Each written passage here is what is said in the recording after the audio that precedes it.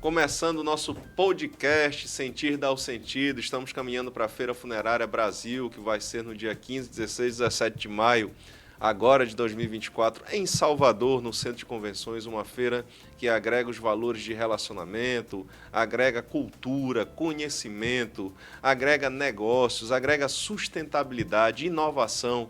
Então venha fazer parte desse projeto, venha fazer parte, você que nunca foi numa feira funerária, você que é do segmento, que é dono de funerária, de cemitério, crematório, venha interagir. Temos mais de 80 expositores participando da feira, com uma programação acadêmica de informações com grandes mentores no Brasil, com conteúdo de excelência e de qualidade, com valores diferenciados para você do segmento. Então, a Feira Funerária Brasil vai ser um evento, um bom encontro de boas relações. Estamos fazendo o podcast Sentir Dá o Sentido para trazer novidades, trazer informações, e hoje conosco está o seu Vicente Jales, que é presidente do Sindicato das Empresas Funerárias do Estado do Ceará, faz parte da FEComércio aqui no estado do Ceará.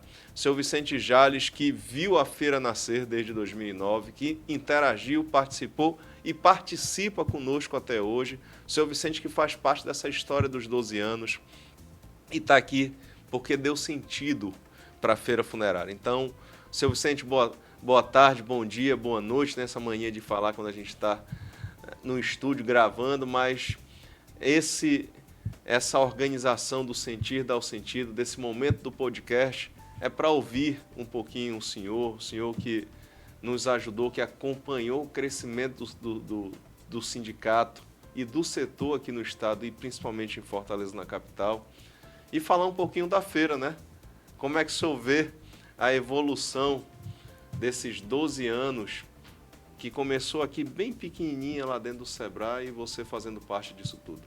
Obrigado, senhor Vicente, por estar conosco, viu? Muito grato pela parceria.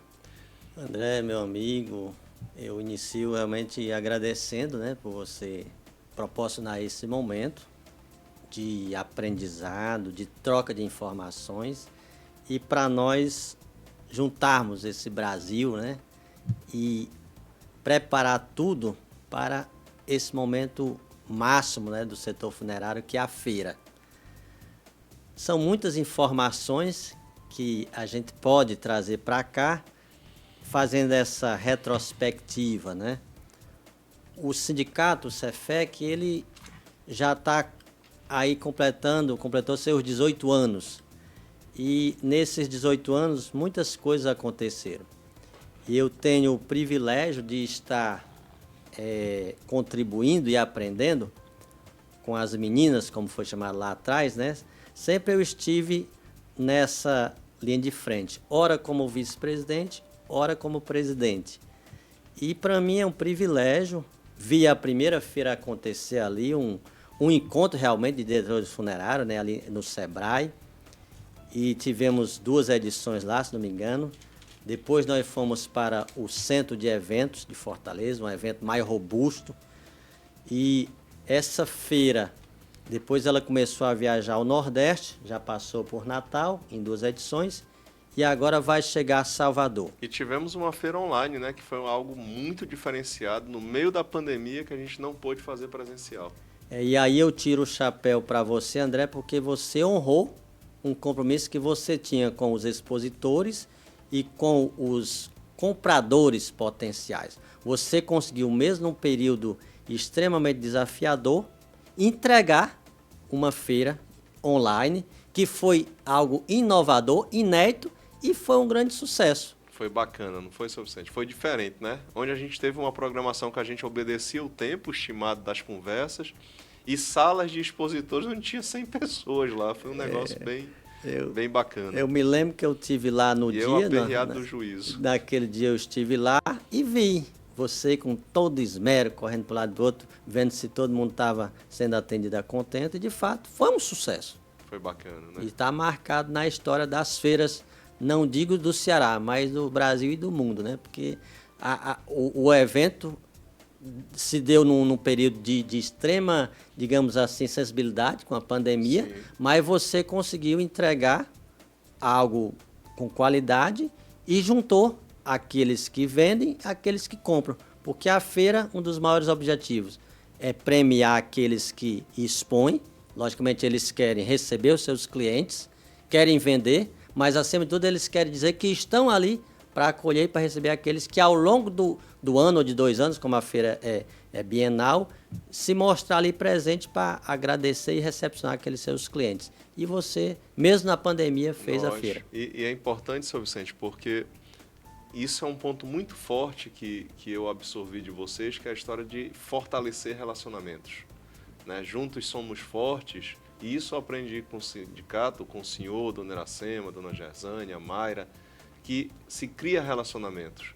Eu acho que é o maior legado que o Cefec e vocês todos que estão à frente hoje, o senhor, deixa para o segmento e deixa para a feira, e a feira incorpora isso com muita facilidade, é a relação, as relações que são criadas, as relações que são costuradas.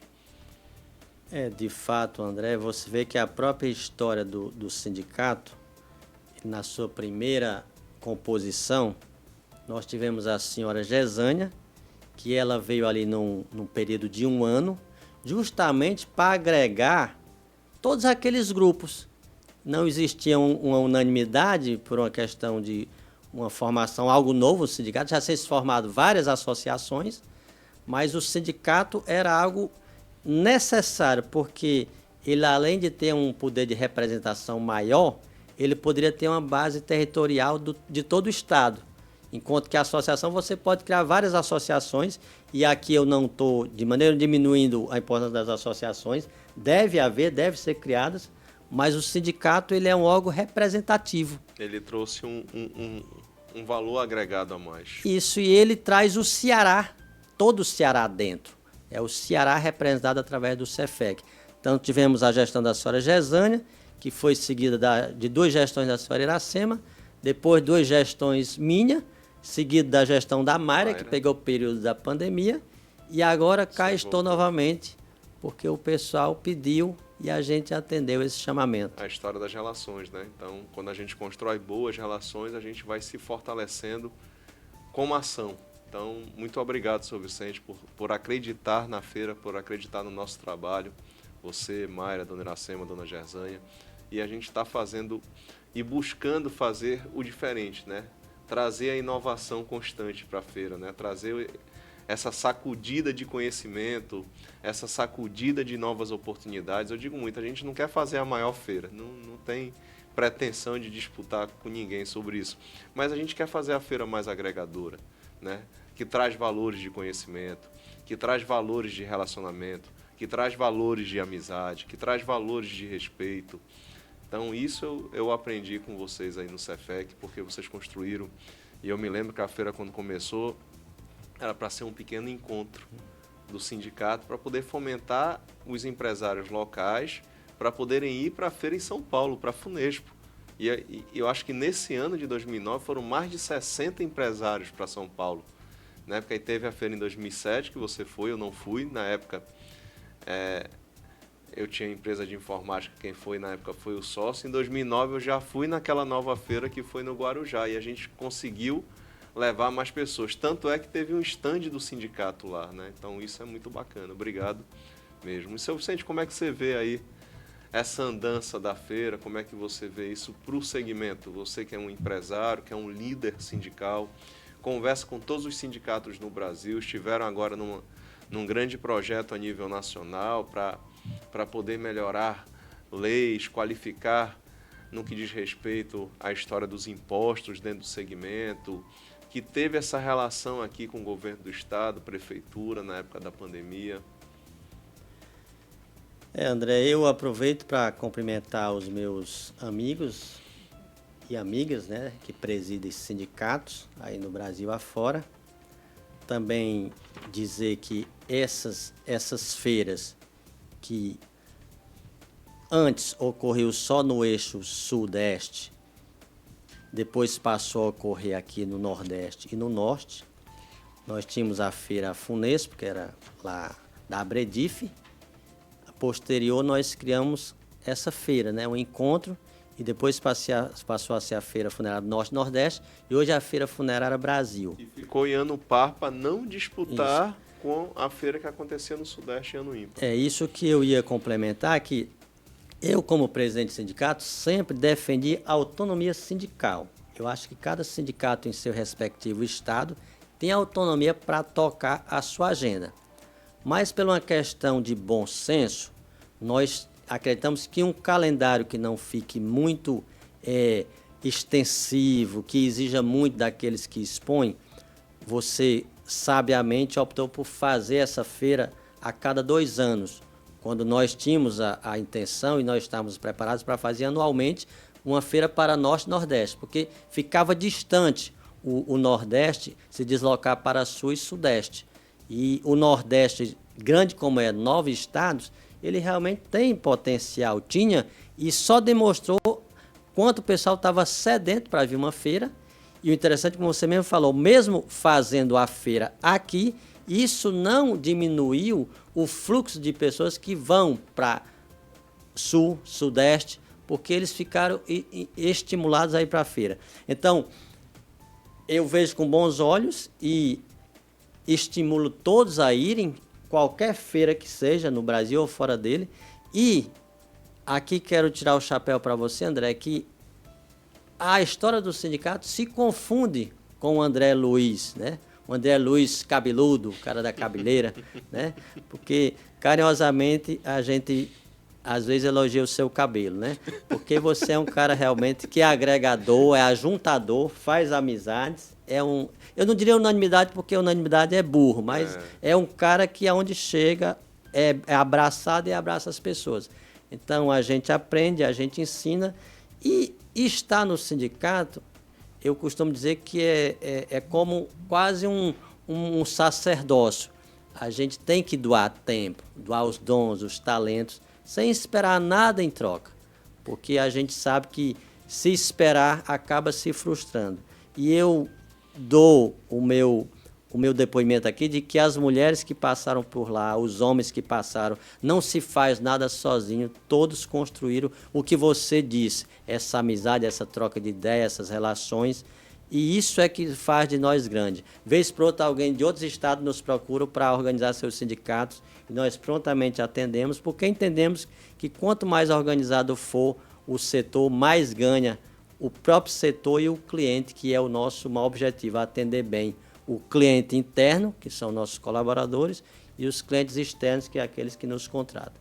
Então, eu sou grato por você fazer parte dessa história e agradeço também por poder, de alguma maneira, ter contribuído. Continua contribuindo, pai. Continua, porque a gente vai trocando ideia, quando tem um aperreio, uma dúvida, a gente conversa. Se criou não só essa relação com o sindicato de parceria, mas se criou uma relação de amizade e respeito, né? Então isso é uma construção e é contínuo, que se pisa na bola, dá um tropeço, opa, você aí tem ainda esse modelo de pensar, de achar se deve ou não seguir. Então a gente constrói constantemente uma boa relação, e graças a Deus nós construímos uma boa amizade, né? Que começou com uma relação comercial de vendendo sistema e foi amadurecendo, vamos dizer assim, melhorando com o dia a dia da relação através do sindicato também. Então, muito grato, isso é bacana. Senhor Vicente, nós vamos conversar com a Gisele aqui, que é a presidente do Sindicato da Bahia, né? Vamos ter esse momento de podcast.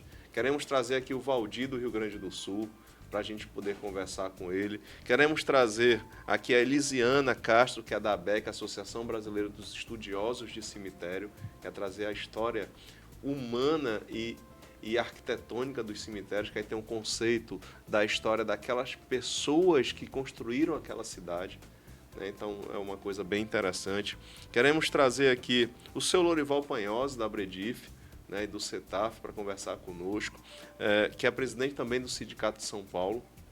Queremos trazer aqui o Arthurzão, lá do Sindef do Mato Grosso do Sul, né, o Arthur que está na presidência e a gente boa demais. Queremos trazer aqui o seu Haroldo, lá de Minas Gerais. Queremos trazer aqui o Natanael, lá do Amazonas, do Sindicato do Amazonas, o Natanael. Queremos trazer também a minha amiga Cristiane Corso, do Sindicato das Empresas lá de Santa Catarina, né, para que possa conversar conosco. Meu amigo Vanderlei, do Sindicato de Goiânia, Então, olha a quantidade de sindicatos. Seu Felismino, lá de Brasília, da Associação dos Planos Funerários, lá do Paraná, o Carlão, né? Trazer aqui a Milena Cooper, da Fiat IFTA, a terceira vice-presidente. Nós temos uma brasileira, mulher, presidente da maior federação internacional do segmento no mundo, que é a Fiat IFTA, que vai estar conosco durante a feira. Então, a Milena é a terceira vice-presidente, vai ser presidente. Vai ser presidente. O seu Cláudio Bentes, do Sincep Assembra, parceiro da feira desde 2014, o Sincep Assembra estando conosco, né, participando da feira. Além, é claro, dos mentores que vão estar conosco durante a feira, como o Tom Almeida e a Camila Apple. A Camila Apple é diretora do Pedro Bial, viu? Foi quem fez o documentário da Xuxa. Então, é uma grande diretora da Globo que vai estar conosco, se Deus quiser, na feira. Além também da Nájila Alcântara, que vai conversar conosco, vai estar na feira palestrando. O Eduardo Freire, que vai trazendo uma inovação para o segmento, que ninguém nunca falou disso no setor. Nós vamos trazer um assunto diferente, que vai falar de inovação, né, dentro da feira funerária. E quem sabe uma atração aí baiana, né? Que aí a gente está conversando com uma ruma de gente, viu, seu Vicente? Só falta dar certo, viu? Mas vai dar, viu? Até lá a gente anuncia, que é o Chama. Chama para vir para a festa, viu, seu Vicente? Uma coisa é certa, na Bahia o que mais vai ter é baiano, né? Não, rapaz, a gente espera, viu? Que na feira tenha, viu? Tem que ter, né? Que as empresas é um terreiro, né? Todo mundo tem que lotar Salvador, invadir Salvador, né? A gente baiano. espera que as empresas venham. Vamos ter aqui o Ângelo e a Michele, que é a nossa produção, né? Que é a produtora oficial da feira, quem vai cuidar de todo o audiovisual. Nós vamos estar com o podcast ao vivo. Se prepare, você não queria... Você tem um tema aí, tem um negócio que você queria fazer. Nós vamos fazer com eles lá na feira, viu? Se organize. É mungango, viu? É mungango, mas é um mungango de conhecimento, viu? Leve o sino, já fica aqui ao vivo e gravado, ao vivo a cores e gravado, viu? E você vai ter esse compromisso da gente gravar lá na feira uns 30 minutos de um tema que você vai trazer para o segmento, que esse tema vai virar uma conversa constante. Ok. Já fica certo, viu? Tá bom, André. Você escalou um time aí de primeira, né? Rapaz, é gente por peste, viu? Ainda tem aqui o Dario Loinais, o Guilherme Light. Lá ainda tem a Rose do Tocantins. Tem Dona Rose, tá aí, rapaz, bem lembrado. A homem, ela ia puxar minhas orelhas. Deixa eu anotar logo aqui, viu? A mulher que estão na Dona na Rose, rapaz, do viu? Sindicato do Tocantins, rapaz, bem, tá certíssimo. Aqui, tem alguém André, que eu esqueci? nós vamos lembrando aqui, mas eu tenho assim um grande respeito por todos que organizam eventos no setor funerário. Agora, não posso também deixar de pontuar que a feira organizada pelo Cefec sobre a batuta aqui do André Luiz, ela sempre trouxe um olhar diferente. Ela sempre conseguiu ir além do comércio, né? Você, por exemplo, introduziu questões culturais, teatrais, música, dança, apresentações. Então, O espaço da criança. então você lançou moda, né? Quando você, de certa maneira, desmistificou, tornou mais leve, né? Aquele ambiente que muitas pessoas acham que é só um ambiente de comércio, de exposição de artigos funerários. Vai muito além disso. Aquela área do conhecimento foi inovação, onde aquelas pessoas que não adquiriram um passaporte para assistir uma palestra, tem ali um momento de um tete-a-tete mais próximo de uma questão técnica, e aquilo ali é uma inovação. A área do conhecimento é algo que você Lançamento agregou. de livro, né? Lançamos o Guia Funerário em 2010 na feira, seu Vicente. Exatamente. Né? Foi o primeiro lançamento de livro na feira. Que foi uma grande ferramenta quando, à época, nós não tínhamos a facilidade de, aqui na palma da mão, acessar a quilometragem, assuntos cotidianos. Nós idealizamos o Guia Funerário, que era justamente uma cartilha do setor funerário. Lá fala as mordomias, por exemplo. Que começou em 2009, né? Você escreveu o primeiro Guia Funerário em 2009. Na verdade, 2008 a primeira edição. 2008 a primeira edição. Segunda em 2010. E em 2012 você juntou-se a nós e Tivemos o Norte e Nordeste. E hoje ainda tem. É uma relíquia. Quem tem um livro desse, ele vale muito porque ele faz parte da transição do analógico, do papel, para o digital, né? Verdade. Eu conheço, por exemplo, agentes funerários que ainda andam com esse guia funerário ali no porta-luva ou na porta e ele todo anotadinho, anotações pessoais marcadas. Eu fico envaidecido e ao mesmo tempo agradecido, porque aquele livro, quando eu entrei no setor funerário no ano 2001, 2002, era muito difícil encontrar informações. Né? E as pessoas se trancavam para dar informações. Eu fiz diferente. Eu disse, eu vou acabar com esse negócio desse monopólio da informação.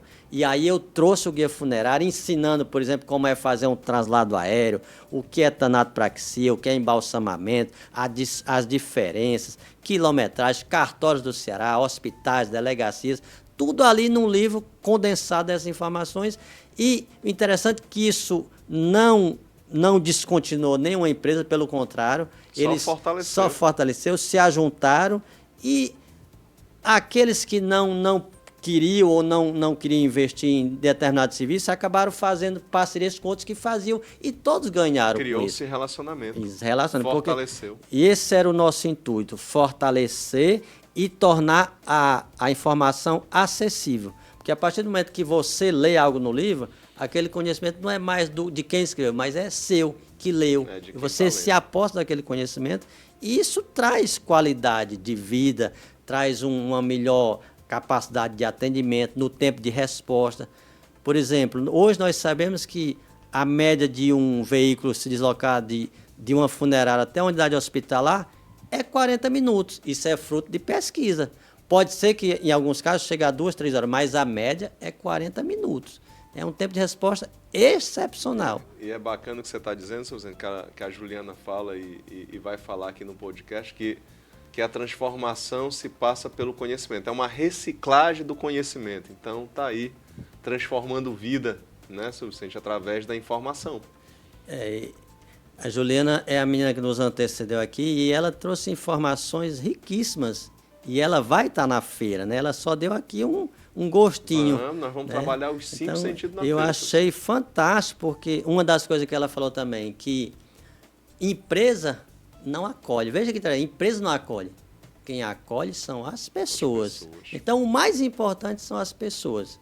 Então, se a gente conseguir colocar na cabeça e no coração das pessoas o que elas estão fazendo, elas vão se autogerenciar e o resultado vai ser E você fantástico. Começou isso em 2008 com o Guia Funerário, que em 2010 nós fizemos e em 2012 fizemos de novo. E fizemos ele online também, né? Que vamos voltar para o áudio, viu, Vicente? Estamos trabalhando aí pelos bastidores para trazer o site de volta com aquelas informações do livro, né? Com as informações do aplicativo, que nós usamos o app em 2018, né? Foi uma inovação.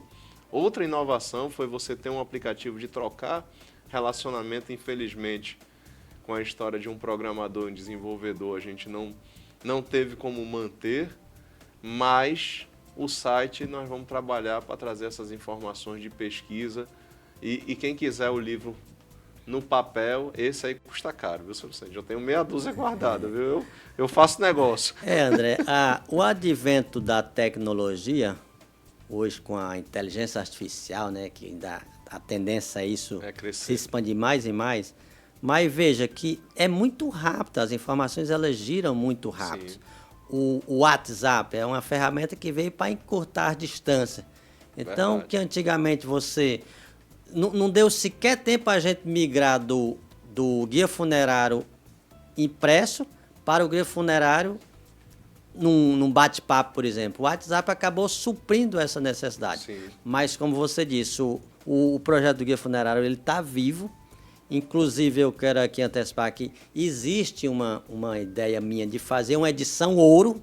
Olha aí, uma edição ouro que seria impressa. Isso é de primeira mão. Para colecionador, uma edição ouro para aqueles que queiram ter. Ele vai ter, logicamente, uma capa dourada, né? Seria uma edição ouro do guia funerário para você colocar ali no seu escritório, na sua estante. E, logicamente, para premiar aqueles que nos apoiaram quando, lá no início, nós éramos digamos, novidade, e muitos acreditaram em nós. E foi a novidade, né? Uma novidade, mas... Foi o primeiro livro de informação do Ceará e do Norte e Nordeste. E muito aceito aqueles que adquiriram espaço para viabilizar a parte de fazer, de imprimir, na Biblioteca Nacional, viu, Então eu agradeço àqueles que colocaram os seus nomes lá, suas empresas, porque viabilizou o acesso à informação. Muitos. Eu me lembro que nós fizemos 3 mil guias funerários.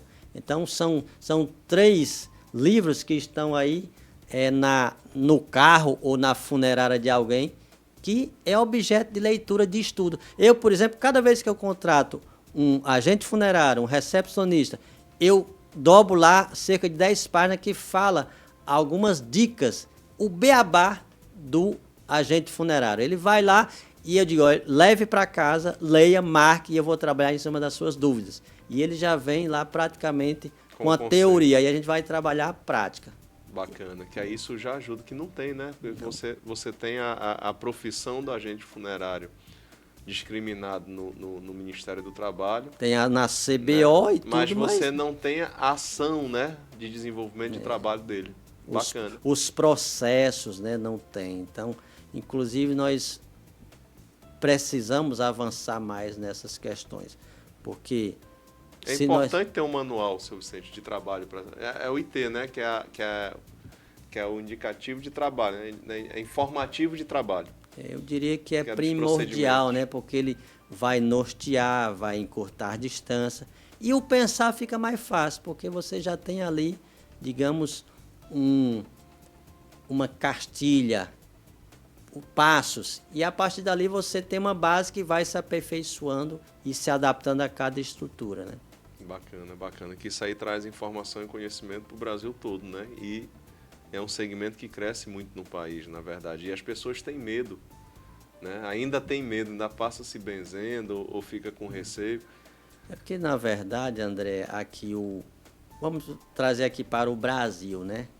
Tem-se a cultura de que quando uma pessoa falece, tem que sepultar com 24 horas. O próprio médico diz, olha, tem que enterrar com 24 horas. E a família coloca isso na cabeça.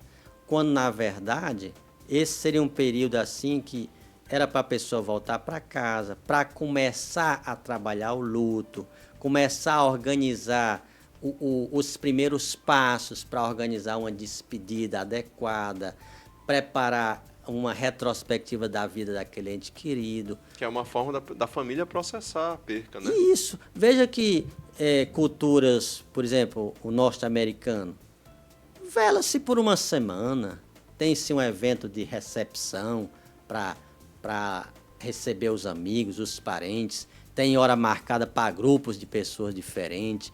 Então, quando a pessoa vai sepultar aquele ente querido, ela já de certa maneira, não é que superou, mas ela já tem uma bagagem de entendimento da perda, e ela não está só.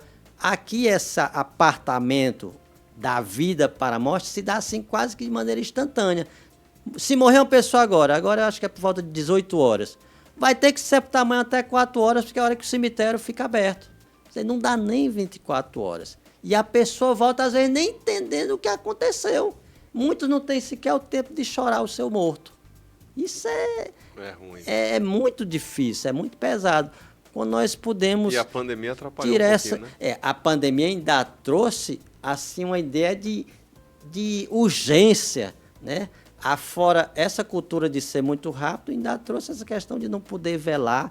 E hoje nós ainda amargamos essa cultura que se criou da pandemia de ir direto para o cemitério. Tem famílias, por exemplo, guardando corpos.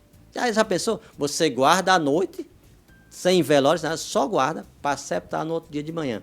Então, qual o nosso desafio hoje, enquanto gestores, presidente do sindicato? Mostrar para a sociedade que a questão de velar envolve muitos digamos assim, prismas e ideias diferentes, porque velar um corpo dentro de casa, aqui no Ceará, por exemplo, se vela muito dentro de casa. De 100 pessoas que falecem, eu me arrisco a dizer que 90 90%, 95% são velados na própria residência. Veja a condição, você bota uma pessoa morta, embora seja seu ente querido, mas você vai ficar eternamente com aquela lembrança que o seu parente foi velado ali na sua sala ou na sua garagem. Veja que coisa impactante. Então, nós precisamos avançar na cultura de levar as pessoas para os centros velatórios. Que é um espaço mais adequado. Locais apropriados, Neutro. com infraestrutura, neutro, com estacionamento e com profissionais que vão estar ali para recepcionar, cuidar, atender aqueles enlutados. Você põe pessoas a sua casa, às vezes mora meia dúzia de pessoas, passa um fluxo de 100 pessoas no dia lá. Vai entrar no seu banheiro, na sua sala, na sua cozinha, no seu quarto, você nem conhece. E isso, de certa maneira, tira a rotina da sua casa. Então, e atrapalha o processo do luto da pessoa também. Então, é uma outra coisa que nós temos que avançar. A questão de velar em locais apropriados, aliado à cultura de aumentar o tempo do óbito para o sepultamento. Aí que entra também a questão da preparação do corpo, a tanatopraxia. Vai além de trazer o aspecto aparência, né? Melhorar o aspecto da aparência para as homenagens. Na verdade, é uma higienização da pessoa ali que faleceu para estar realmente de forma mais adequada para ser. Não só isso, isso é um aspecto, mas vai muito além disso. A segurança da questão de infecto-contagiosa, né? Doença infecto-contagiosa. O processo, ele neutraliza essas bactérias, então ele prepara esse corpo para ele ficar velado com a tampa aberta, livre, por exemplo, de um extravasamento, que é uma perda de líquido pelos orifícios. Então você traz uma dignidade para as pessoas. Traz dignidade. As pessoas vão se debruçar sobre aquele cadáver sem o risco de ter um odor, sem ter uma secreção, e vão, de fato, homenagear. E aqueles que muitas vezes não estavam distantes, não puderam abraçar o ente querido, naquele momento terminal já de perda, vai poder ali abraçar e, de certa maneira, vai diminuir o impacto da perda. Traz dignidade e traz respeito. Então, Seu Vicente, acho que a gente tem que marcar uma conversa para a gente se aprofundar mais sobre o tema do atendimento, né? E dessa percepção e concepção de fato. Tudo está ligado, uma coisa leva a outra. Mas, de fato, hoje o bate-papo é sobre a feira. Processo. Né? Não, na verdade, o bate-papo é sobre o segmento. Okay. E aqui a gente está trazendo informação do segmento. É interessante porque vai estar a Camila Apio junto com o Tom Almeida, né, falando justamente do processo do luto. Né, trazendo essa percepção e visão. Eles que perderam entes queridas e montaram um modelo de atender e trabalhar com enlutados que vai, de fato, em cima do que você está dizendo, em cima do respeito, em cima da dignidade, né? Em cima de se trabalhar, de fato, o luto na despedida. Porque muitas vezes, André, a pessoa que contrata o serviço, seja aquele que tem um plano funerário ou aquele que não tem e vem e adquire um serviço particular, ele pensa que nós, enquanto, vamos chamar aqui... Empresa prestadora de serviço. Isso. A gente presta uma assessoria. O que é uma assessoria? É levantar a necessidade daquele cliente e oferecer uma solução. Sim. A nossa preocupação é justamente de que nós oferecemos o que era necessário. Não é a questão do ganhar. O ganhar é consequência. Faz parte. Mas eu não posso abrir mão de, por exemplo, informar uma família dos riscos inerentes de uma pessoa que estava acamado há meses, convalescendo. Ele tem que ser orientado e explicado. Cuidar, né? Que está dentro da hospitalidade, então, dentro do acolhimento. Não é a questão do lucrar, é questão Sim. de entregar uma homenagem de acordo com a necessidade daquela pessoa e de acordo também com a condição daquele que quer homenagear aquele que parte. Senhor Vicente, vamos finalizar aqui, porque a conversa é grande, né? Para a gente ter outros momentos. E já se prepare que na feira vai ter lá o podcast com um tema específico que você vai trazer para que a gente vai manter e dar continuidade no sentir, dar o sentido, porque é importante. Esse projeto aqui, Senhor Vicente, não é um projeto da feira. É um projeto de inovação para as pessoas que não conhecem o segmento e querem entender o atendimento. Então, a ideia do sentir, dar o sentido é trazer esclarecimento. É esclarecimento para o empresário, é esclarecimento para o colaborador, o funcionário da empresa, é esclarecimento para o parceiro do segmento e é esclarecimento para o cliente final. Para a pessoa que quer contratar a funerária, o cemitério e o crematório. É isso mesmo, né? Então o nome realmente é lindo e muito significativo, né? E a feira vai continuar o que já vem fazendo desde a sua primeira edição, que é entregar um momento de homenagem, de aprendizado, de encontro, de se reinventar e, acima de tudo, de sair dali feliz e otimista para levar para cada um dos seus negócios soluções e inovação e ânimo para continuar indo à frente e conquistar o mercado e entregar lá na ponta, que é justamente a certeza de que aquele que perdeu um ente querido vai homenageá-lo da melhor forma. E vai ficar tranquilo que fez tudo que podia ser feito na hora mais importante e, infelizmente, de perda, mas se faz necessário a questão profissional de maneira muito presente. Doutor Vicente, muito obrigado pela sua participação, obrigado por fazer parte da nossa história, obrigado por estar conosco ainda e vamos em frente, né? Eu que agradeço, André. Sigo sempre à disposição.